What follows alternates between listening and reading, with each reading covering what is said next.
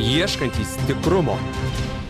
Labadiena, čia Žinių radijas, eteryje laida Ieškantys tikrumo ir aš jos vedėjas Tadas Grabys. Kaip ir kiekvieną šeštadienį, taip ir šį mūsų eteryje pokalbis apie žiniasklaidos vartojimo įpročius ir žiniasklaidos priemonių vietą ir svarbą mūsų visuomenėje. Šiandien laidoje apie žiniasklaidą kalbėsiuosi su išties ypatingu svečiu, Izraelio ambasadoriumi reziduojančiu Lietuvoje, Amiru Maimonu. Good afternoon, Ambassador. And it's really great honor to have you here in our radio station, and we really appreciate that. And thank you for coming. Well, good afternoon, Tadas, and thank you very much for inviting me. Mr. Maimon, we are really interested to know how much time you have, how much time to follow media outlets by yourself. Do you have a time, or all these things do your assistants? Oh, no. Well, when it comes to, unfortunately, I don't speak the Lithuanian language, but I'm following the media quite a lot. Media is the main source of information still, and pretty much will continue to be like this also in the future. So if you really want to know what is going on, you need to follow the media. From the media, I get new names, new ideas about future meeting, places to visit. And the most important thing, you get a clear understanding of the domestic agenda. How much time do you spend reading newspapers, websites, watching television or listening radio stations? Well, this is the first thing that I'm doing in the morning. I am an early starter, so I'm following the morning programs on TV. And then upon my arrival to the embassy, we get some, media coverage reports in English. So that's the first thing that I'm doing. And based on my past experience, it may happen, and it happened quite a lot, that I had to change my, agenda for the day as a result of news item. Which media channel you prefer? Well, I prefer all of them. Don't forget, I'm a diplomat. I cannot prefer one over the other. Okay. And today, my favorite radio station is your radio station. Thank you to hear that. What do you think about propaganda in news? Is it different from different countries? Well, I think that it depends on how you define propaganda. And in the end of the day, we are all engaged in public relation. And even, me as the representative of the State of Israel, wherever I go, I'm exploiting the opportunity to talk about in Israel and how good life are in Israel. So I think that when we are talking about propaganda, for me at least, it's something that is orchestrated by governments, by political entities and others. So I can't say that, I'm here faced with propaganda. Nor in my country or even in my previous post. But I'm aware that there is, that there are those who are engaged in propaganda. And my role as a foreign representative is to identify the efforts, if, there is, and to tackle it. All right. What do you think is foreign propaganda active in Lithuania? Can you please repeat? What do you think is foreign propaganda active in Lithuania? I'm sorry, I didn't get foreign propaganda. Okay. I can't say that I'm, that familiar with foreign propaganda. I read, the newspaper and the electronic, and I'm following the electronic media, and I do understand that from time to time there are some concerns about foreign propaganda. This is not something that I can say that I'm experiencing. It is, once again important to make the distinction between a legitimate public relation efforts, and I believe that, my embassy, myself, my team are doing our utmost in order to promote Israeli-related issues.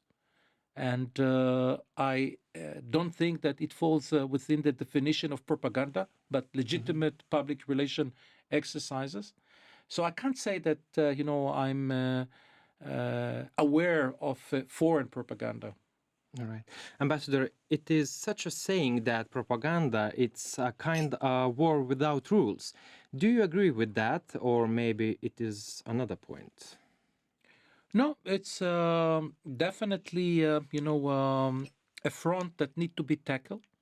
I am not sure whether I will define it as a war. And as a former military officer, for me, when people are talking about war, there is only one way for me to talk about war in the battlefield.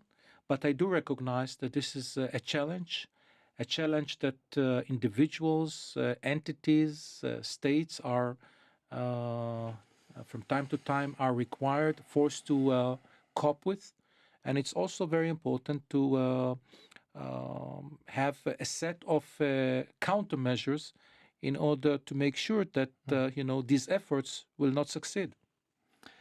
How do you react when you see the dissonance between the headline and the actual content of the article? What's your reaction then? I'm very angry about it. Really? Yeah, I'm very angry about it. And when I feel that there is, a huge gap, I'm not hesitating to write to the editor or to personally meet the editor and talk about it. But why it's happening? Have you ever tried to find an answer for that? Of course. It's all about sales, right? It's, Clicks and sales. of course, it's about sales. It's like walking in, a shopping, window shopping. And the owners of the shops are looking for ways, to attract potential buyers to come in, to step in. So I'm sure that, they will not hesitate to put very promising, advertisement posters up to 70% discount. When you will enter the shop, you will find out that there is one item that probably you can get on it 70% discount, and the rest is the same old stuff, 5%, 10%, and it's the same about the media. Is it will be stopped one day? Oh no, I'm afraid that it may go to the to the extreme. Really? Yeah. I'm so disappointed now. Ambassador, what do you think? What's your opinion when, for example, professional journalists themselves decide to write the article on a fake issues? Is it only for sensation or to make a scandal or maybe it's a shame?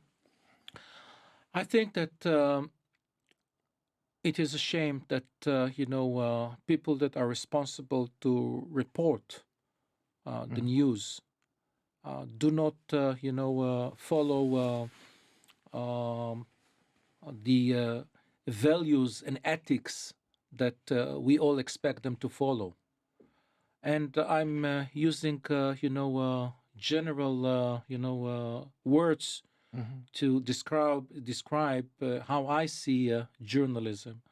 I believe that journalists are obliged to report the truth, only the truth. They're entitled to have their own interpretation, but to fake and invent, this is something that I neither accept from journalists nor from any other profession. Ambassador, you are already more than 1 year living here in Vilnius, in Lithuania capital. Let's try to compare Lithuanian and foreign media. Maybe you notice already certain differences or similarities in certain specific breaking news, for example. Well, when it comes to breaking news, it's pretty much the same because, I believe that this is the bread and butter of every journalist, who is looking to bring the news, who is looking for the scoop. I think that the main difference between, that I, experiencing, and I'm not saying it because I'm a diplomat, is that journalists here are very open, very gentle, I must say, in comparison to journalists with whom I had daily contacts in my previous posts. Very polite. And I really feel that here in Lithuania, I am having a dialogue with them. And I'm not, in a kind of interrogation, an attack of very hard, one-sided questions. I really feel that here in Lithuania, the journalists, and I really met quite a number of them from different newspapers, television stations, radio station, are open to hear me. And this is for me, a very good news. Great. The word propaganda is generally associated with the East. And what about propaganda from the West? There may be a propaganda from the West. I think that, during the Cold War, there was, those in the West that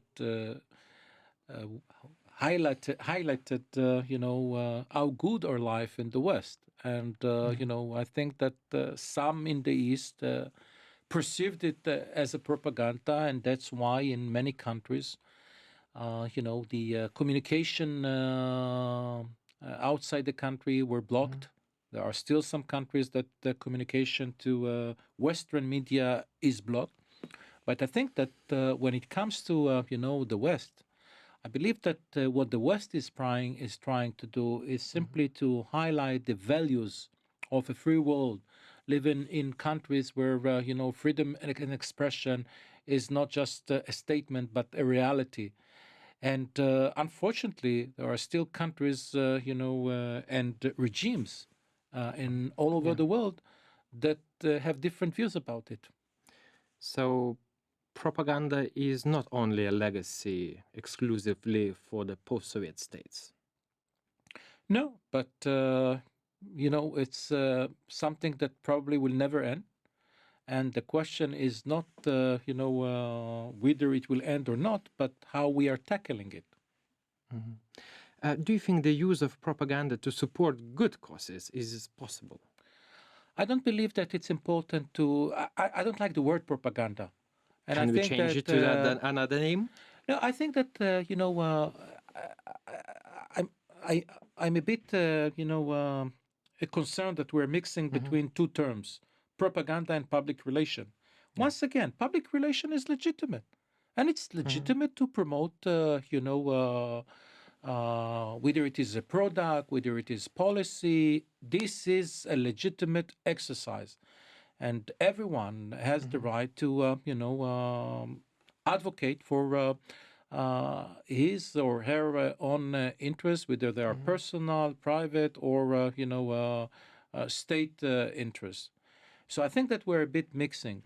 But when one is using a propaganda, it's usually for, mislead people, to bring them to... and it has some negative connotation.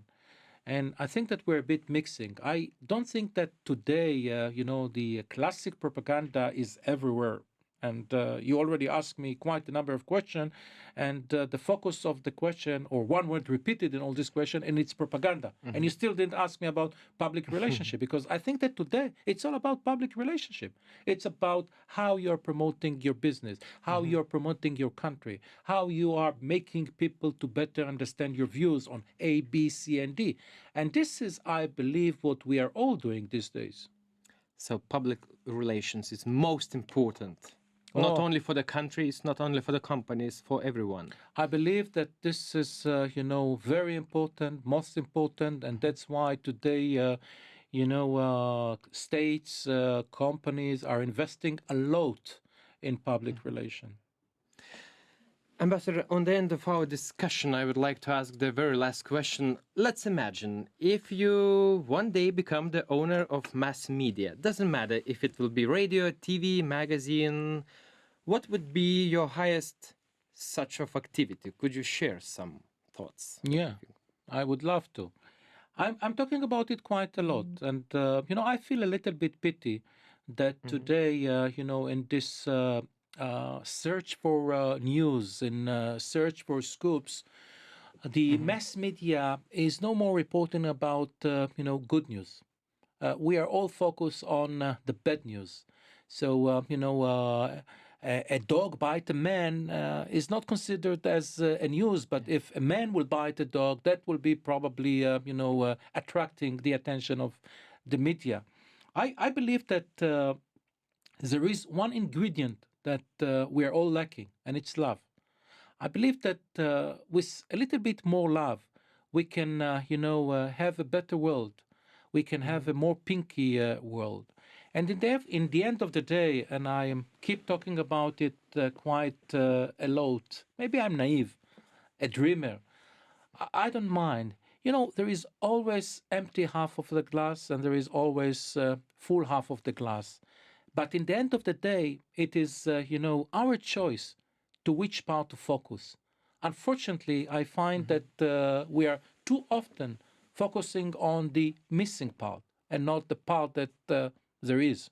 So I would be, if I would be able to have, a newspaper, to own a newspaper or a radio station, I will try to bring good stories. And then you'll ask me how you will sell it.